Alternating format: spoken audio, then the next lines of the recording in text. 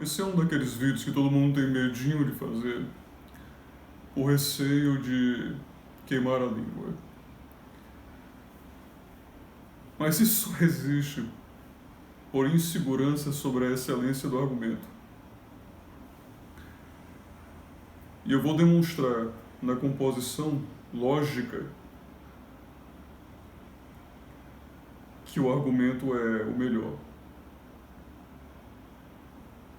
Se eu respondo a pergunta, ora, mas por qual razão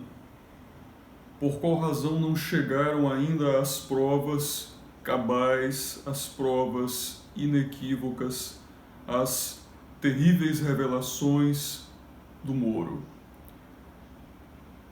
É simples, como que eu sei que ele não as tem? Bom, porque se ele as tivesse, ele teria chantageado o governo por dentro, não por fora. Por que ele abriria mão do Ministério da Justiça? Não abriria. Ele manteria e ampliaria sua influência sobre o Ministério da Justiça. Como que eu sei que não foi ele quem emparedou o Bolsonaro, mas foi Bolsonaro que o emparedou? Porque, obviamente, não foi ele que operou a ampliação de poder. Foi Bolsonaro que o fez. No máximo, você pode arguir que a saída dele é um custo de popularidade. Mas ele ganha a licença, ele ganha a oportunidade de ampliar sua influência potestativa, sua influência de poder. Moro não. Moro não. A perda de popularidade teria de ser arrazoamento para que ele ampliasse essa sua influência. No caso, Moro. Cobiçando aquele trecho de popularidade, né, a situação vulnerável de Bolsonaro diante daquela lacuna de popularidade. Foi isso que se viu? Não. Não.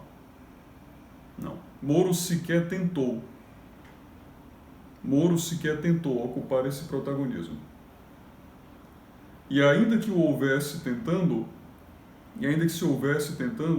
isso não significa ter consigo esse arcabouço de provas que parece ser expectativa. Esse conjunto probatório que seria um dossiê de emergência a qualquer situação. Não. Não. Ah, Carlos, mas se ele então apresenta provas, olha, se ele apresenta provas amanhã, filho, provavelmente é porque ele as reuniu depois da saída do Ministério da Justiça, o que é improvável, porque o poder dele diminuiu para assim o fazer, não aumentou.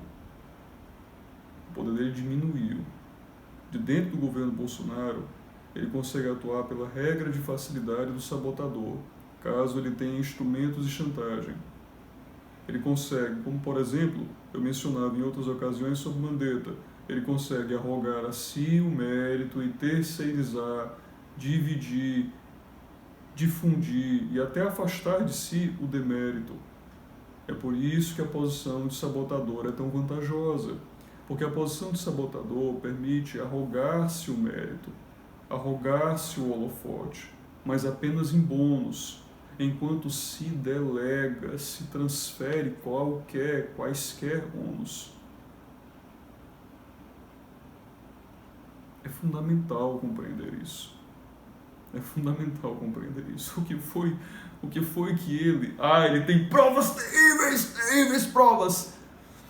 O que foi que ele ganhou saindo do Ministério da Justiça? O único cenário que explicaria ele ter provas terríveis e ainda assim sair é se essas provas fossem uma bomba atômica que implodiriam toda a estrutura do governo, inclusive ele mesmo, o prédio por ele, sobre ele, cairia se dentro estivesse. Então ele sairia para o fazer, para explodir o prédio de fora, para aniquilá-lo, demoli-lo de fora. É um único contexto. Mas esse tipo de percepção envolveria uma sobrecarga de estupidez na capacidade analítica do grupo de Bolsonaro. Porque aí, neste caso, o sujeito tem uma capacidade destrutiva tão absurda que ele é o verdadeiro presidente. Bolsonaro jamais teria sequer projetado consciência para retirá-lo do governo. Ou então, antagonizá-lo na nomeação de seu delegado-geral na Polícia Federal. Não teria acontecido, sabe? Não teria acontecido. Meu Deus, Carlos, mas isso com certeza é uma ousadia reflexiva sua.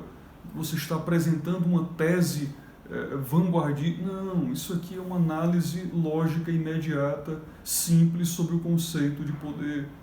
Simples sobre o conceito de poder. É óbvio que se a prevalência do controle, se o protagonismo do controle fosse de Moro, ele jamais teria sequer sido emparedado. Já era, acabou. Não é isso que vai mudar a dinâmica de conflito entre ambos, Bolsonaro e Moro. Não é.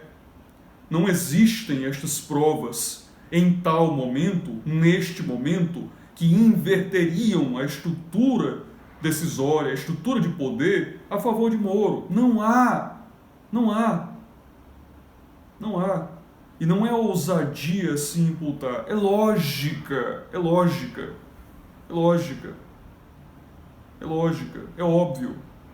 Por qual razão o sujeito sairia da estrutura de poder em que ele tem controle para indicar não só todos que eventualmente, se lhe fosse arrogado indicar dentro do Ministério da Justiça como outros mais, se tivesse essa prerrogativa de decisão, inclusive eventualmente trazendo a si a indicação ao STF ou para alguém que lhe fosse subordinado, perfeito e completo, efetivamente funcionando como chefe do Estado. Posição que é tão cobiçada por toda a estrutura de poder. A decisão é quem controla. A dúvida é quem o embate, não é o teatro de guerra agora, é quem absorve maior controle sobre a PF. Esse teatro de guerra não existiria sobre prevalência potestativa, prevalência de poder definitiva de um dos agentes. Portanto, não há. E é óbvio que Moro não a tem, porque nem mesmo teria começado a guerra. Acabou. Inclusive, a ideia de que existe esse conflito é fictícia.